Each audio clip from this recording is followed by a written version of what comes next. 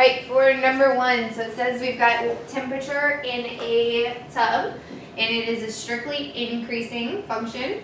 WT is measured in degrees Fahrenheit, T is measured in minutes. At T equals 0, the temperature is 55. So I'm going to say T of 0 is 55, write that off. The water is heated for 30 minutes, beginning at T equals 0, values of T for the first 30 minutes, etc.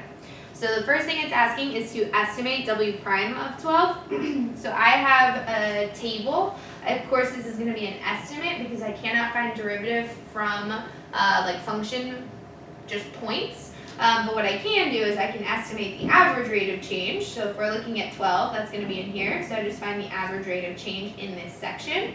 So show all of our work. So this is going to be W prime of 12 is estimated by W of 15 minus W of 9 over 15 minus 9. W of 15 is this. That is your answer. Do not accidentally lose points, or if you're gonna type in the calculator because you absolutely cannot help it, then just make sure you are extra doubly careful. But if you are any sort of running low on time, then do not do it. So this is 1.016. You have to have at least 3 decimals. Alright, I still haven't answered the question because that only estimated, and it says using correct units, interpret the meaning of your answer. So think about WT is the temperature of water in a tub, right? So if I want W prime, well, I just took the derivative, that's the rate at which this is increasing, because I have a positive rate at T equals 12. So this rate, I took W of 9, which was measured in degrees Fahrenheit, and then divided by minutes. So my unit should be degrees Fahrenheit per minute. And the meaning is, so the temperature of water in a tub is increasing at a rate of that, the 1.06 degrees Fahrenheit per minute. And if that is not enough, you have to say, because this is W prime at 12, so at T equals 12 minutes. Now I have what it represents, the rate at which the temperature is increasing. I have the units in Fahrenheit per minute, and I have when.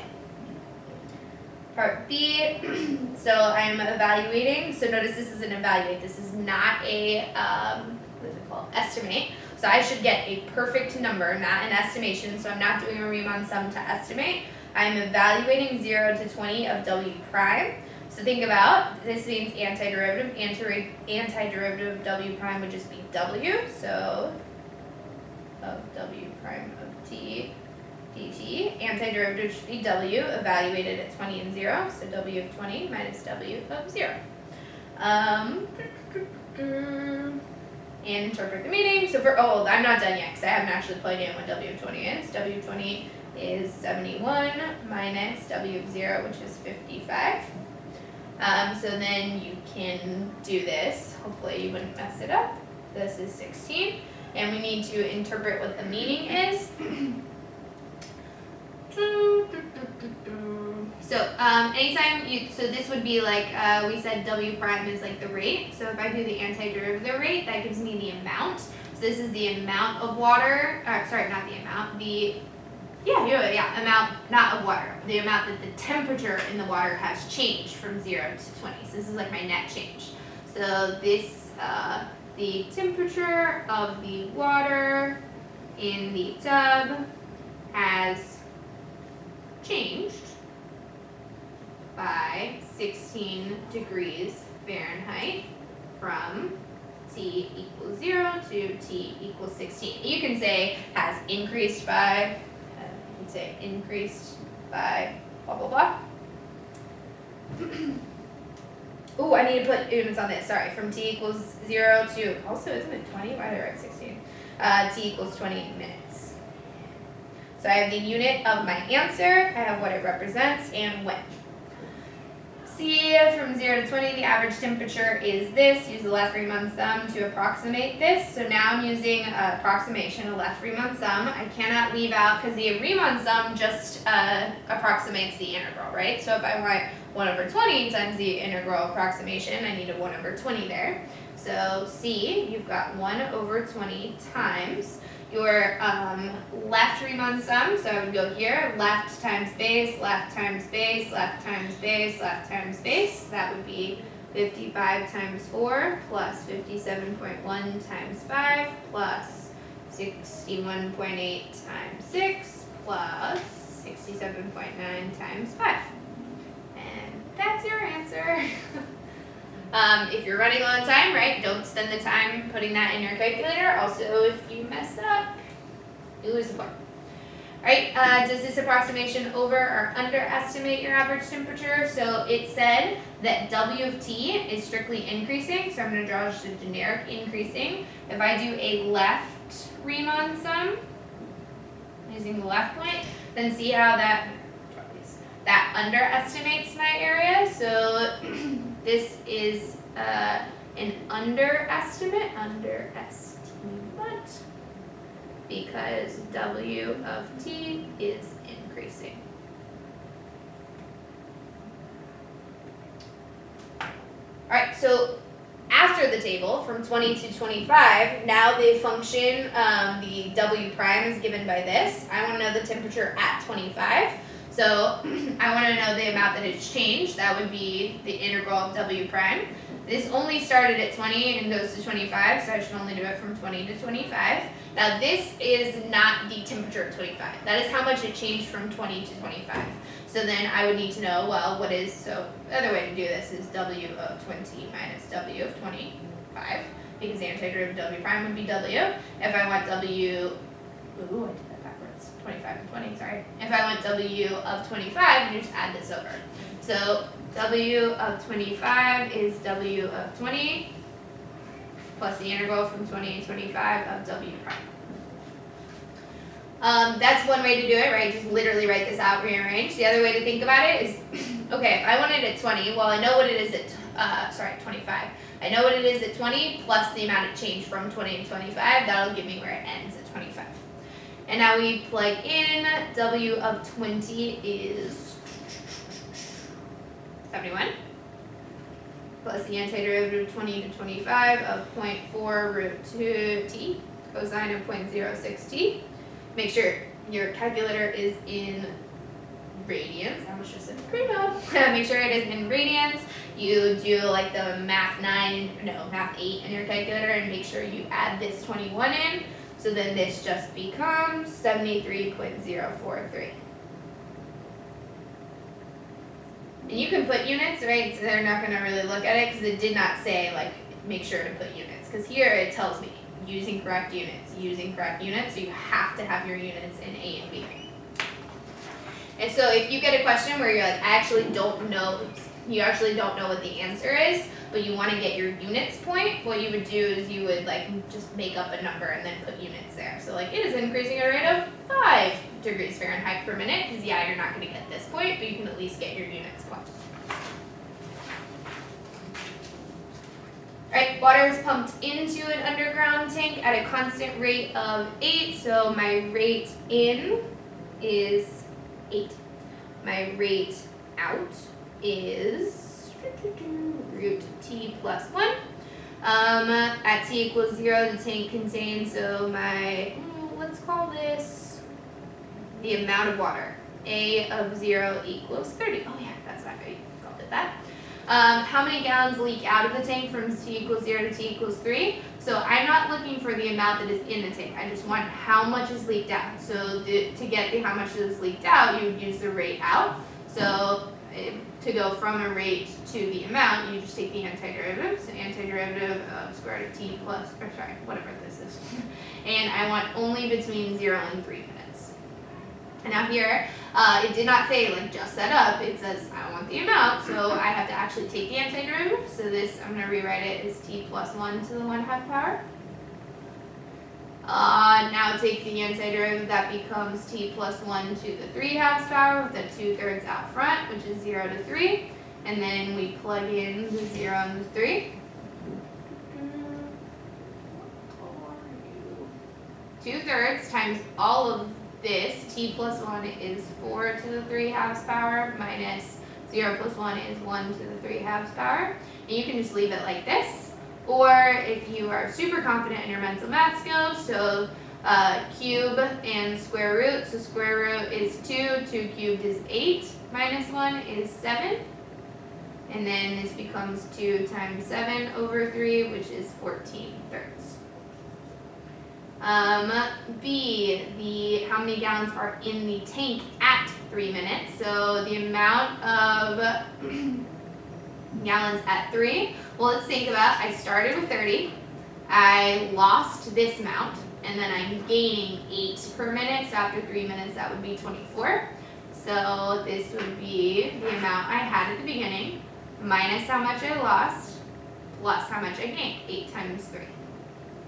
You can leave it like this. You can say that's 24. 24 plus 30 is 54 minus 14/3. I would not go beyond this. Like, why spend your time when you have plenty of other problems you could be working on?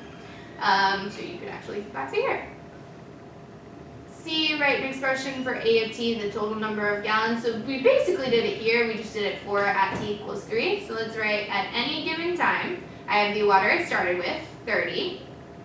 Plus the amount that I've gotten in, so I did the integral of the rate, minus the amount that I've lost, the integral of the rate. Now here, so I'll call it this for right now. This will be starting at 0, because that was my initial time, right? And going to some time t. Now because I'm going to some time t, I don't want this in terms of t, so I'm going to call this x, and dx, and dx. And then some of you just said, oh, this would be 8t, because you know that a constant rate would then be 8 times t. That's totally fine, because the antiderivative of 0 to t of 8 dx is 8t. Okay. D, what time is the amount of water in the tank at a maximum? So when you see on an interval finding the maximum, you need to find your critical numbers. Critical numbers is when the derivative equals 0.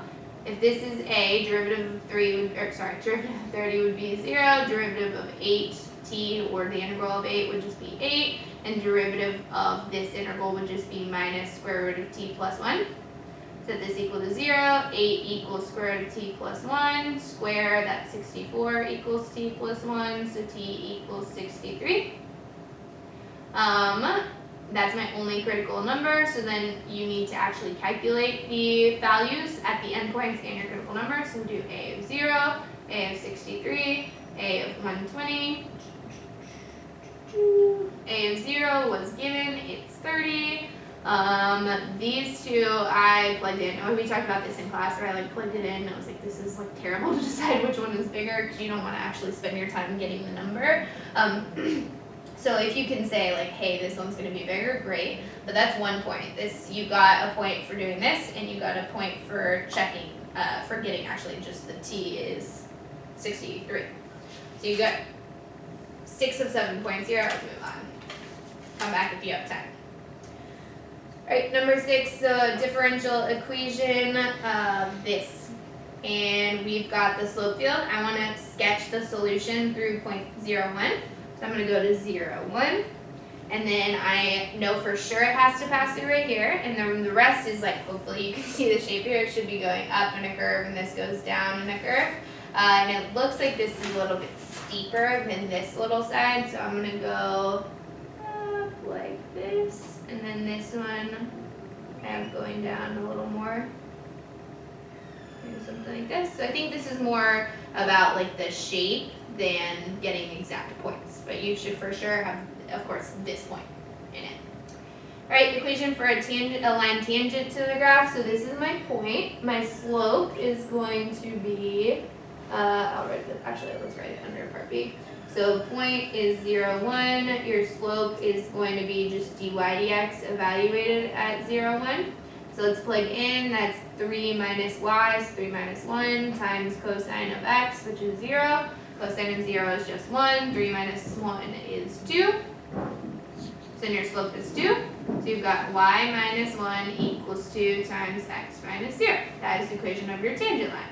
And then it says use your equation to approximate f of this. So I'm going to say y equals 2 times 0.2 minus 0. I can take off now and add this 1 over. So then you can leave it like this. This is your approximation, or you can say this is 0.4 plus 1, which is 1.4. But if you have this and you have a wrong this, then you lost the point.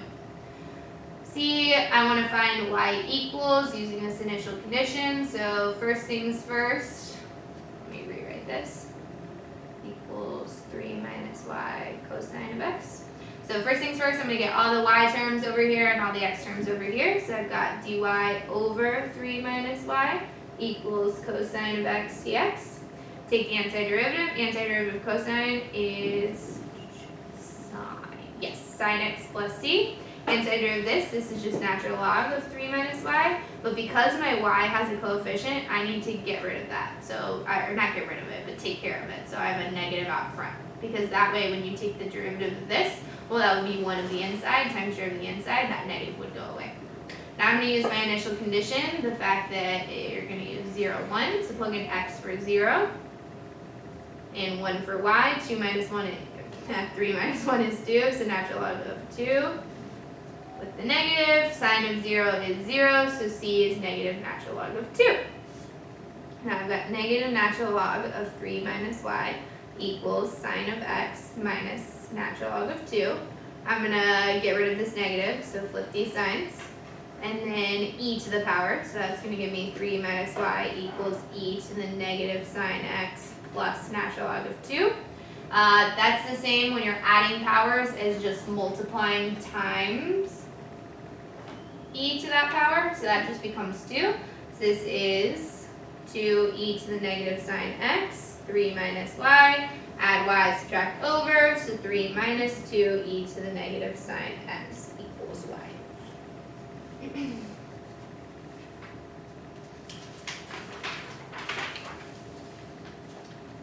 Here, particle is moving along the x-axis. The velocity is given by that function.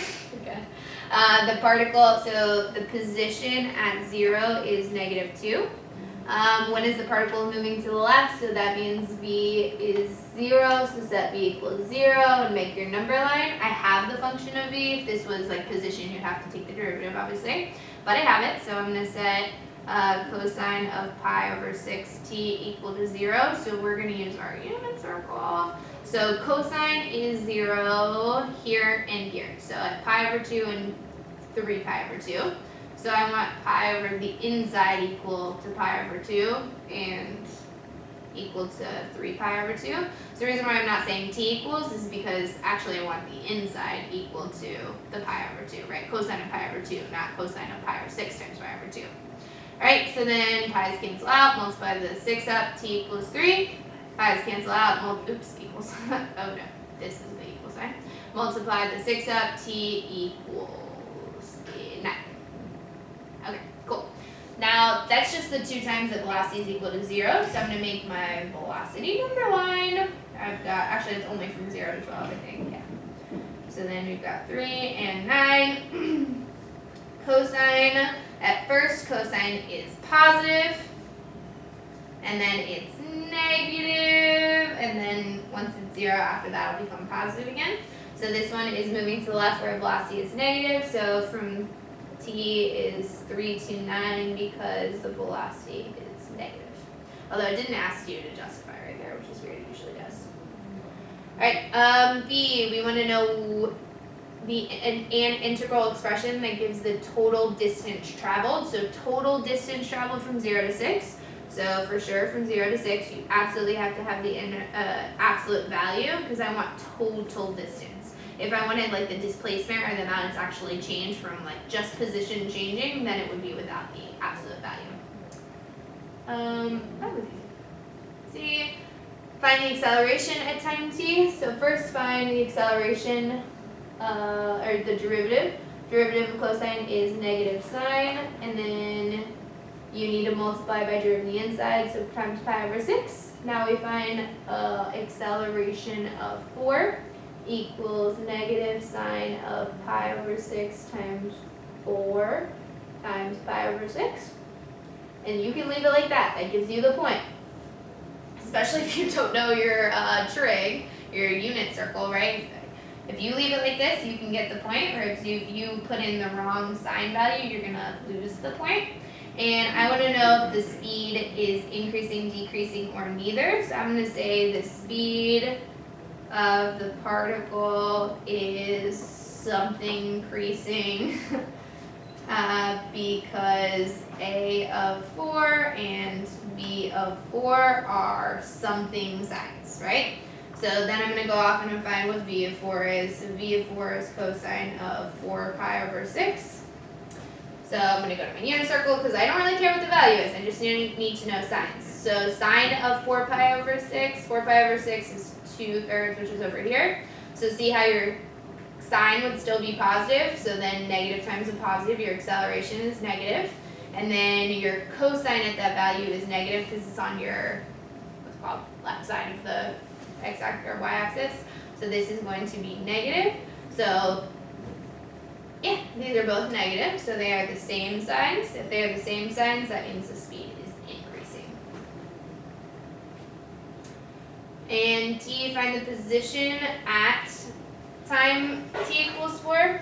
So think about, to get to position, I want to take the antiderivative of velocity. Antiderivative of velocity from 0 to 4 would give me my position at 4 minus my position at 0. So to get x4 by itself, you just add the position at 0 over. The other way to think about it is this is giving me how much I've moved from 0 to 4. If I know where I started plus how much I moved, now I know where I am. So I'm going to say x of 4 equals x of 0 plus the integral from 0 to 4 of v of t. This is just displacement, so I do not need absolute value. X of 0, it gave me that the position is -2 at t equals 0. This is 0 to 4 of cosine of pi over 6t dt. Now we take the antiderivative of cosine. Antiderivative of cosine is sine, and then this has a pi over 6 out front, so I would have multiplied pi over 6 to take the antiderivative, so I need 1 over that. So 1 over pi over 6, or you can call it 6 over pi, it's the same thing. Evaluated at 0 to 4, -2 plus 1 over pi over 6. Make sure you put parentheses of sine of 4 pi over 6 minus sine of 0. And you can leave it like that. Now you can of course cross this off. This is 0. You can put what this is. You can call this 6 over pi because that's the same thing. But just be super careful because you would hate to have it correct and then lose a point because you were simplifying.